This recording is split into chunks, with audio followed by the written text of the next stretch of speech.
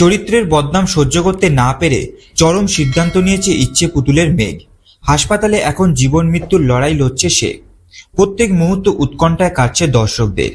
এই দিকে সুযোগ বুঝে মেঘের এই অবস্থার দায় নীলের ঘাড়ে চাপিয়ে দিয়েছে ময়ূরী। তবে এবার আসল দোষীদের শাস্তি দিতে মোক্ষম চাল চালল গিনি। জি বাংলার এই ধারাবাহিকের বর্তমান প্লট অনুযায়ী মেঘের থেকে প্রতিশোধ নিয়ে তার চরম সর্বনাশ করে রূপ আর ময়ূরী। যিশুকে নিয়ে তাকে চরিত্রের বদনাম দেয় তারা। একদিনের মধ্যে গোটা সমাজের কাছে বাজে মেয়ে হয়ে যায় মেঘ। বারবার চরিত্রের বদনাম শুনতে না পেরে নিজেকে শেষ করে দেওয়ার সিদ্ধান্ত নেয় সে। গত পর্বেই দেখানো হয়েছে হাসপাতালের বিছানায় শুয়ে মৃত্যুর সঙ্গে পাঞ্জা লড়ছে মেঘ। চিকিৎসকেরা অনিন্দ ও মধুমিতাকে জানায় ট্রিটমেন্টে সাড়া দিচ্ছে না তাদের মেয়ে। দেখে মনে হচ্ছে তার বাঁচার কোনো ইচ্ছে নেই। এই কথা শুনে ভেঙে পড়ে মেঘের বাবা মা। এদিকে আবার গুরুজির কাছ থেকে মেঘের অবস্থা জানতে পেরে বিশ্বাস করতে পারে না যিশু।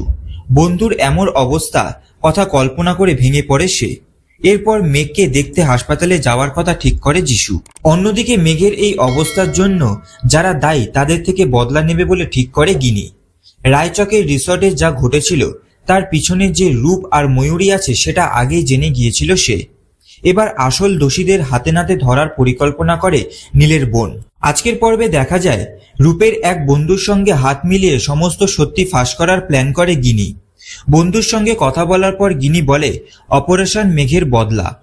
গিনির মুখ দেখেই বোঝা যায় রূপ ময়ূরীকে ধরতে এবার মোক্ষম কোনো চাল চালছে সে। এবার সবার সামনে দুজনের পর্দা ফাঁস কিভাবে হয় সেটাই এবার দেখার বিষয়। তো বন্ধুরা, এরকম সিরিয়াল সংক্রান্ত বিষয় আপডেট পেতে হলে আমাদের চ্যানেলটিকে সাবস্ক্রাইব করে রাখতে হবে এবং পাশে থাকা বেল আইকনটিকে প্রেস করে রাখতে হবে।